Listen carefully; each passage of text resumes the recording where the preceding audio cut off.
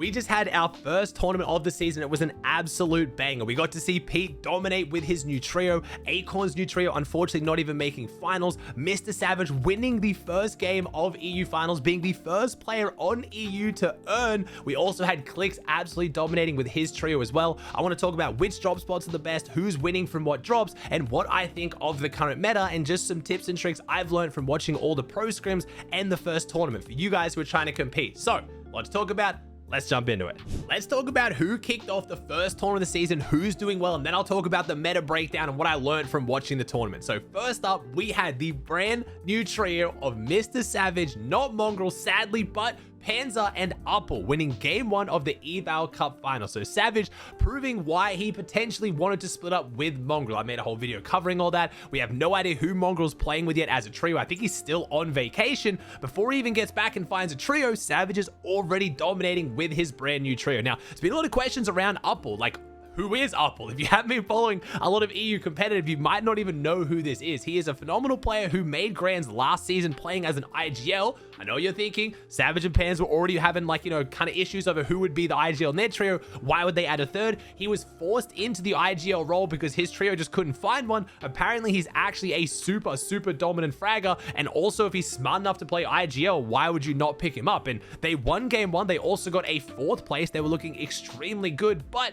they didn't close out the last 2 games with style. But Savage has now won the first tournament of both the first 2 seasons of this chapter. So starting off hot, let's hope they can close out hot as well. But they have been looking very strong as a trio. I think Panzer is the designated IGL now. I think he is making the majority of the comms, doing majority of the tarping in endgame, and Savage is kind of nestling into that either support or support fragger role. It's hard to understand exactly how they were playing because Savage wasn't streaming it. He was feeling a bit under the weather after having a big stream the day before for the Snowball Fight 2.0, a big sponsor thing he was doing, so he wasn't feeling well enough to stream it. So until we hear the comms, it's going to be hard to exactly figure out what the roles are. But based on what I could see from the replays and how they were playing and how Savage was talking about the trio at the start of the season, I'm pretty sure that's the roles they're going with, and they're looking really good. Should have mentioned Savage won from Outlaw Oasis. That's the drop spot they're going right now. They do have it uncontested, which is kind of breaking the Savage curse. It's a solid drop. It's in the new area of the map, so you got to worry about all the really good teams around you and trying to get into the black market that's at Crime City. But they have a guys that sends you 800 meters in any direction right next to them. They have really good materials, really good chests, and it looks like it's a good enough drop spot for them to win out of. I really hope Savage can keep this uncontested this season. I hope Upple bringing him in has increased his, you know, spawn fighting cred, and hopefully he can actually hold a drop spot. In game number 2, we had Wheat, Sined, and Nefrizzi win it. They're dropping magic mosses. This has the black market, but it doesn't have a vault. You still get a decent amount of gold there to go spend at the black market, and one of the best things you can do to secure the loot is just try to fight teams who want to get into that black market. Pretty much all the teams nearby them, especially Lavish, which is where Clicks is dropping, I'll talk about that in a little bit, at the lair, they push in because they have the vault loot, and that's by far the closest black market to them. Also, the team that drops Flooded Frogs, which is usually a good team on every region, also likes to push into that black market. Creates a lot of congestion, creates a lot of fighting, and if you can take advantage of that, you can come out with some really good games. I actually think this black market is the best one on the map because it has the best meds. You have the splashes, you have the hero grenades, and you also get the mythic, what is it called, the assault rifle, the new assault rifle that isn't the scoped assault rifle. It absolutely beams collateral. That's the one. It absolutely fries people. You can't really pick it up in a set lobby game where you need Storm Surge unless you're going to run triple gun loadout, like you're going to have one player run the Mammoth Pump and then maybe the mythic assault rifle, so you have that spray potential endgame and you can still get Surge, because its biggest weakness is it doesn't have the range on it. But if you can pick it up and you can get it in W key games especially, you have so much more firepower in the games, and if you get into endgame, you are absolutely shredding builds, which has been a huge key to Clicks' success, which I'll talk about when I talk about NA. Game number 3, we had go to Pix, Dom, and Damus. If you guys have seen, Damus is getting hard gassed up at the moment as one of the most underrated players in the world. Reeshub made a fantastic video on him. They did it out of a contested pumped power, and say uncontested by Teeny's team. Teeny, Chris, and Skivvy, despite having not the greatest season last season, are still playing together. They still played well, just not up to a lot of people's standards. Teeny has come off the back of 2 second places and a 6th at global, so whatever he placed at the start of this season, if it wasn't a podium finish, people were going to be upset, but they're sticking it out. But despite that, Dom's team at Pump Power won the 3rd game, playing really solid. It's interesting that 2 of the teams that won game 2 and 3 did it from right near around around this Magic Mosses area with that black market. I think you're going to see a lot of the teams who get these victory royales are going near these black markets. Obviously, in a regular format where it's not just the win is everything, you'll see a lot more elims and a lot of consistent placement doing well without the black market. But if you're talking about who's going to get a win, especially when some games are going to heal off, the black market is where all the value is at. Now, game 4 went to an unlikely trio because they're not even a real trio. We had Vidil, Fanayan, and Cringe, who did this on the split just next to Flooded Frogs. They didn't even have a POI, they did it on the split. Now, in case you're confused what's going on, Vidil is moving back to NA. We have Vidil, Cooper, and Sphinx confirming they're playing on NA this season because they know they're not going to get Masked Meadows uncontested on EU, especially when Malabuka, Wox, and Ping have claimed it. They've already qualified for LAN. You don't want a contested team that's qualified for LAN, so they wanted to hold it down on NA. But we now have Aegis, Acorn, and Ritual switching their drop spot from Seaport City to contest Cooper, Vidil, and Sphinx at Masked Meadows. Now, Vidil is still in Germany. He's playing from EU right now. That's why he picked up another trio for EU. Apparently, he's coming to NA on like the 2nd or something, so he'll be here before the regular tournaments, but he's missing the first few scrim sessions, and unfortunately, they've lost their drop spot. Now, I've reached out to Cooper and Sphinx and Vidil to talk about this. Sphinx was saying in my Twitch chat, he's not leaving. He's like, they've got... Acorn's team can literally contest any drop they want on the map and have it completely uncontested, except for Crime City, because they've already called land Peterbot's team. Talk about that in a little bit. But Sphinx said, you can drop anywhere. We're staying Masked Meadows. This is our drop. It's a good drop. If we don't qual this season, we'll just qual next season. We're very confident in our trio's capability, so there's no reason for us to leave. So, unfortunately for the Acorn fans, hoping to see, you know, Acorn's new trio maybe stand up to Peterbot's trio, give them a run for their money, prove that Pete never should have dropped them, blah, blah, blah.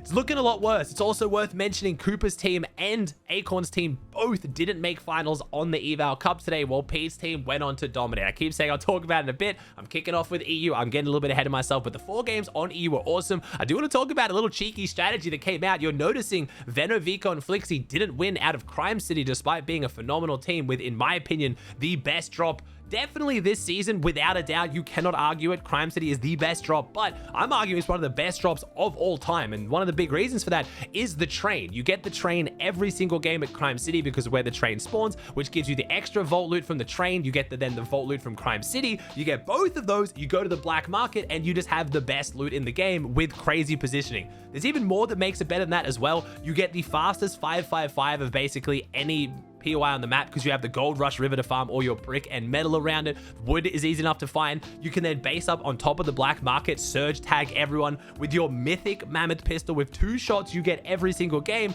and you also have the boss medallion, so you have the sprint speed, so only 2 of you need to carry the mobility because one of you can just sprint with the medallion. You have that same geyser I said Savage had that sends you 800 meters just nearby. It is just an absurdly good drop. But a new strategy coming out from Malabuka's team, players have realized that with the ability to buy reboots and they only cost 1 gold, why does your whole trio have to drop your drop spot? If you're uncontested, you can send 1 or 2 players to another drop spot to either, you know, hinder them, like what happened. Veno, Vico, Flixie got dropped on by Malabuka's trio by 2 of them who stopped them capturing the train and essentially griefed their game and then just got rebooted back to Malabuka. Now, the main reason to do this would be to obviously, you know, get some elim points in a victory format. The main reason to do it is to stop another team who you think is doing really well, who can cause you issues. Obviously, Veno's team was not too happy about this. You've seen other teams use this strategy on EU as well to get uncontested drops. You can just send teammates to POIs that are contested, try to clean up the fight, maybe claim the whole POI of loot, and if you fail,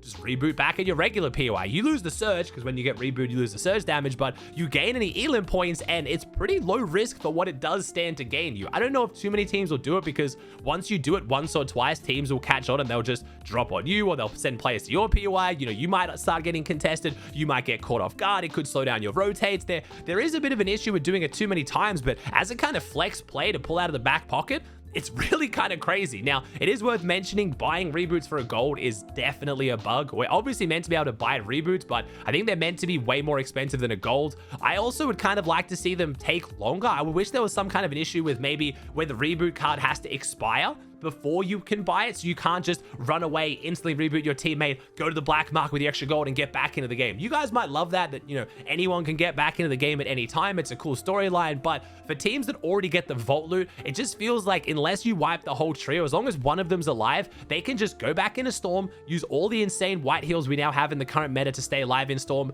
Chug Jugs, the med mist grenade, all of the med kits around the map, you've got the water sprites everywhere. Just heal up, reboot your team with gold. You didn't even get their card. They keep their gold once they've been rebooted. So if you have the vault loot, you have like, you know, 1,000 to 2,000 gold, you just go to the black market, buy a full loadout, and nothing happened. It's like you didn't die. There's just no real risk to dying for certain teams on the map right now, and I don't think that's how it should work. If they could make the reboot more expensive for gold, which could fix the issue a little bit as well, but I just think they need to make it that buying the reboot is a last resort, and there should still be some incentive to try to get the reboot. You can't just instantly run away and then just go into Storm and reboot, because Storm playing is already way too strong. This makes it even stronger, and then it also means there's a lot of teams running around the map who don't have Surge, who are just psycho jumping on whole trios who've played their game perfectly and just griefing their entire game. So I want to hear your guys' thoughts in the comments down below. I know not everyone's going to agree with me on this. If they don't change it, I'm not going to be super upset, but I would like to see them do something with the reboots other than just making them more expensive for gold. Now, moving on to NA, I've teased it enough. In the finals, we had 7 winners. I know this is weird. People have found a glitch where you can load into a different lobby with either one other team or no teams in it and try to get the free win and hope that Epic pays you out. It's happened in the past. Players have gotten paid out for getting into one of these lobbies in Victory Cup formats, but it doesn't often happen. And now that so many people are doing it, they're definitely going to catch on and they're not going to get paid, would be my guess. So a little bit strange, but the 4 wins that actually mattered against full lobbies of teams of people queuing in normally, we had 2 of the wins going to Peterbot, 2 of the wins going to Clicks, which is just insane starts to this season. Like I talked about, there was some big teams that missed out on making finals on NA. We had Bolts' team, Bolts, Rapid, and Yapco. I've been watching all of the scrims. They've been dropping flooded frogs and absolutely dominating the scrims. Bolt is very much back. Meme coins are down. A lot of the players who quit or, you know, took breaks for that are back fully grinding. Rapid has just gone back home to Canada, and he was saying in my Twitch chat that the ping is just not it. Don't want to make that excuse. They were close to qualifying, but could be a reason why they struggled a bit in opens. I think if they do make a finals, they are going to be one of the favorites to place top 3 this season. But we also had Acorn, Ages, and Ritual. Like I said, they dropped Masked Meadows. They did not make finals. They were very close, but they weren't able to make it. A lot of people have been questioning that team's firepower. Opens is a lot more about W King and closing out your fights, not just playing methodical. I will say Acorn's team in scrims, though, the stack scrims has been doing really, really well. You probably saw some clips going around of Peterbot 1v3ing them, which was an interesting endgame, but for the most part, Acorn's team has been doing really well out of Masked Meadows in set lobbies. They just have to get there. Now, that was before Cooper was playing. Cooper, Sphinx, and Vidil haven't played any of the scrims, so them contesting each other is going to be very messy. It's interesting that both teams didn't qualify going the same drop spot in opens. I don't know if they fought each other a lot off spawn. Neither of them were streaming. Vidil is playing on EU ping, so I want to give Cooper a little bit of a pass on that one as well, but I know these two teams will contest each other until one of them leaves. Don't know which one it's going to be. Acorn did just leave uncontested Seaport City, which was a good drop. It has the vault. You can still go to the black market at the fields. It's a lot slower to get there. They did look much better once they switched their drop to Masked Meadows, so I understand why they're going for it, but a lot of the big Titan teams were missing, but that doesn't take away from Pete getting 2 wins and Clicks getting 2 wins. Now, Higgs, Batman Booger, if you've seen, he is now rebranded. He's going off his last name here, Higgs, instead of Batman Booger, which I'm a big fan of. I can't believe I have to hype up in a serious voice Batman Booger being one of the best players on NA. It just sounds so fake and so troll, but we now have Iomzo, Clicks, and Higgs winning 2 of the games, playing really well. Higgs has been super ill to kick off the season. They basically haven't played any scrims together. Higgs has hardly jumped on the game. Apparently had a fever of like 103 Fahrenheit. For the non-freedomers in chat, that's very, very high. He was extremely ill. If you watch Clicks' stream for the finals, he was still ill. You could hear it in his voice. He was coughing all the time, but Michael Jordan flu game, I don't know. They played extremely well, running the low and mid ground, playing really close together, getting all that value from the black market like I talked about. They are going the lair, so they have the vault, but they don't have a guaranteed black market like Crime City does. They kind of have to fight their way into the one over at Magic Mosses, but they're doing really, really well with it. You've got 3 extremely good fighters characters. They're very proficient at box fighting. They're very, very good at playing off each other after coming third last season. It's just a match made in heaven. In the opens, they always get the mythic assault rifle, the collateral assault rifle,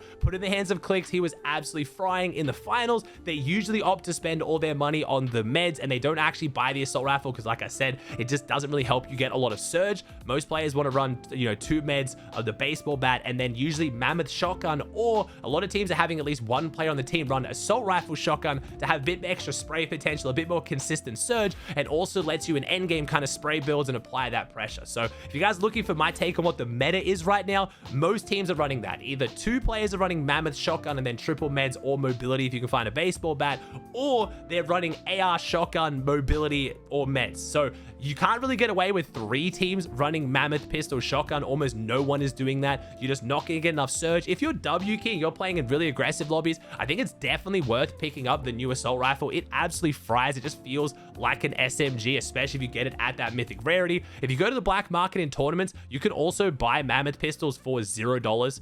Definitely a glitch, but if you want to get 3 mammoth pistols, that's how you do it. Be careful though, the black markets are very heavily contested. I would avoid the Crime City one at almost all costs because usually the teams going there are very, very confident, but Clicks' team is playing this out very well. Now, Pete did win 2 of the 4 games, could have definitely got a win in both the other games that he didn't win as well. One of them went for high ground very aggressively on Barker, Pars, and Pump. The NA West FNCS champions actually held it down, took down Peterbot. They ended up going down as a result, but that kind of messed up Pete's game. I think at that point, Peterbot was realizing that the high ground is just not it, especially in these Victory Cup formats. Tried to stay mid ground, got caught out, didn't get the win, but got every single game inside the top 10 with lots of kills. But it was interesting to see in game 1, Pete didn't look like he was playing like Pete. He was playing super safe, really, really, really safe on high ground with a game-winning lowdown because he said he wanted to win all 4 games. Pete is going for the perfect season again. Now, obviously, to win every game of eval finals and every cash cup is just ridiculous, but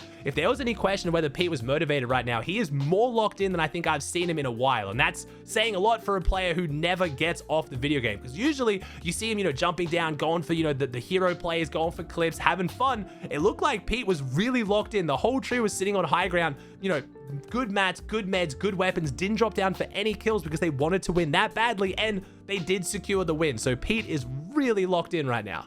Now, as far as my thoughts on the season, I've been more locked in than I've been in quite a while. I've been casting all the scrims games, tournaments. I'm super locked in on comp. There are some issues, I know. Obviously, there's a bunch of bugs I've just talked about with the reboots and buying the mammoth pistols. Now, obviously, people are really upset with the mammoth pistols in general. I do think they are too strong. They're fun. I get it. Everyone feels like they're Thomas HD hitting crazy shots at range, but that's the issue. They're a little bit too easy to hit really, really high damage shots, especially when you put them in the hands of the best players in the world in these set lobbies. So I think they need to be way more rare. I think, you know, no more than 10 players in a whole lobby should have them. Maybe you only get them from the black market, could be interesting. I think they need to have either bullet travel time or damage bullet drop off, or just less damage in general. They do too much structure damage too, so you can easily just take walls or do some crazy plays with Pump and Mammoth because they both hit structures like crazy. It's just a little bit too strong would be a lot of people's issue. If there was more mobility in the game, it wouldn't be as painful. It's because you do have to just basically run in the open and hope and pray you don't get double mammoth or mammoth headshot and lose all your health. When your only mobility is a baseball bat that makes you run a bit faster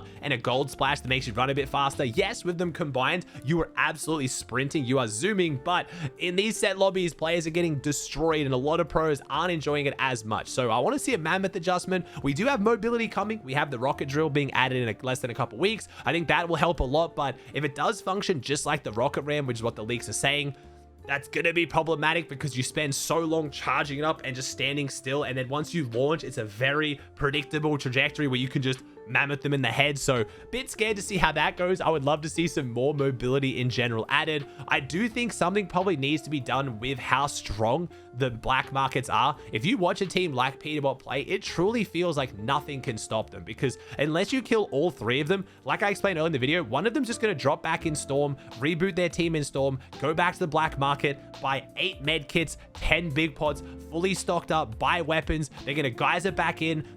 There's no way to basically stop them right now if you have guaranteed vault every game. You just have the insurance. And now some teams have to fight in to spend their black market loot, like Clicks does, like I was talking about out of the lair. that's kind of cool and exciting, but they don't even have to fight for it because they can just sit in Storm, wait till everyone's off it if they get enough early surge, and then just go in and late buy. It just gives almost too much insurance right now. I think it's a cool feature. I really enjoy it. I don't want them to nerf it so hard it becomes irrelevant, but right now it does just feel like unless you have a vault, unless you have this loot and the access to the black market, there's just no chance of you doing as well as the other teams because there's almost no way to stop them. We'll see how Fortnite goes. I think at its core, we have a really good season. I really enjoy it. I think it's going to be super memorable as well. There's some cool features. The gold splashing, giving the insane pickaxe speed increase is just so nuts in endgame. The awareness checking is unreal. You've got to try and keep track of, shotguns that can instantly break walls, mammoths that can instantly break walls, people triple pickaxing at like, 3 times the speed, pre-edits. It's just,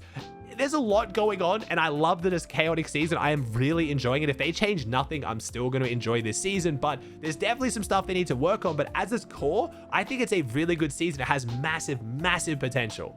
Just wanted to say sorry for the lack of uploads at the start of the season. I just went on vacation for a few days because I was expecting the start of the season to be a little bit more chill than what it normally is, but the storylines and the season have been amazing. So if you're missing the uploads, don't worry. I'm back to very regularly uploading on my main and React and Extra Antics channel. Also, if you guys want some coverage of the tournaments, I am going to start streaming them on my YouTube channel as well as being live on my Twitch channel. So if you guys don't go on Twitch, but you want to watch me live casting the tournaments, I'm putting a lot of effort in this season. Keep an eye out for my YouTube live streams. They will be going live for the tournaments. I'm just getting my new PC to make sure it's powerful enough so I can Twitch and YouTube stream at the same time.